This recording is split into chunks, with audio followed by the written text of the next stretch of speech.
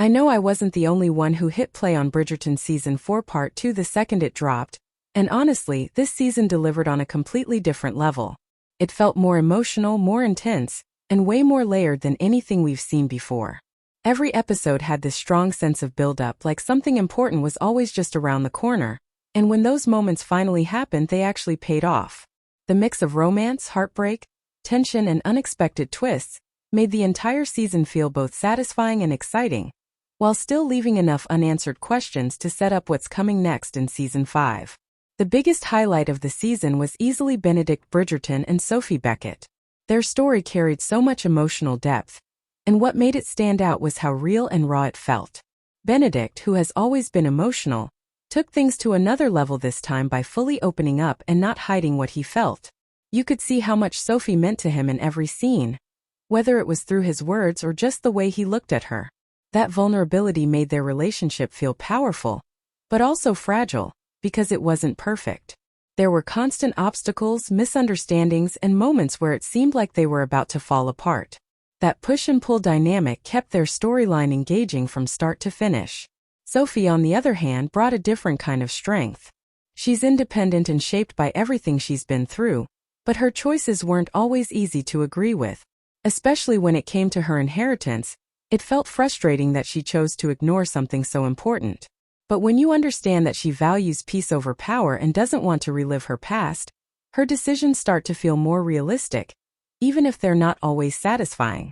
One of the most satisfying moments in the season came when Benedict finally realized that Sophie was the mysterious woman from the Masquerade ball. That reveal didn't just connect the dots. It elevated their entire story and made their connection feel almost destined. And then the wedding happened, which was honestly surprising because it came sooner than expected, but it worked. It felt like a well-earned payoff after everything they went through, giving their story a strong emotional conclusion, while still leaving an impact. At the same time, Violet Bridgerton had her own emotional journey that added a lot of depth to the season. Her relationship with Marcus had real potential, and for a while it seemed like it could turn into something meaningful. But in the end, her decision not to rush into marriage showed how much she has grown as a character. She's no longer living her life based on expectations or pressure. She's choosing what truly makes her happy. That choice made her storyline feel grounded and powerful. And it also showed that not every story needs a traditional romantic ending to feel complete.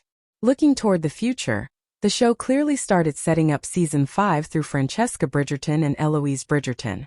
Francesca's storyline had a much heavier emotional tone because of her grief, and you could see how much losing John changed her.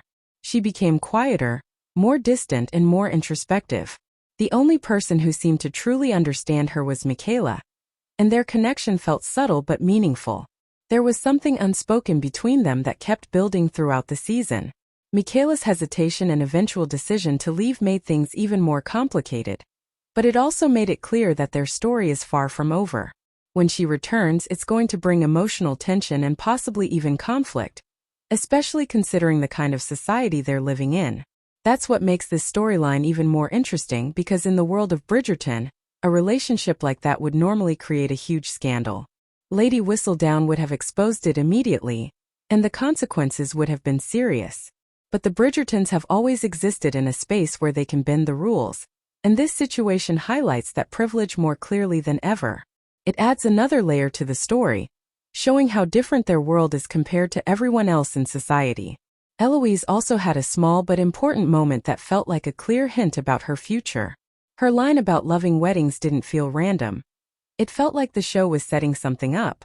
Even though her main storyline might come later, it looks like Season 5 will start building that journey by introducing new connections and developments in her life. And then there's the final twist, which completely changes everything going forward. The introduction of a new Lady Whistledown adds a level of mystery and unpredictability that the show hasn't had before. Unlike the previous version, this new writer is completely unknown, which means anything could happen.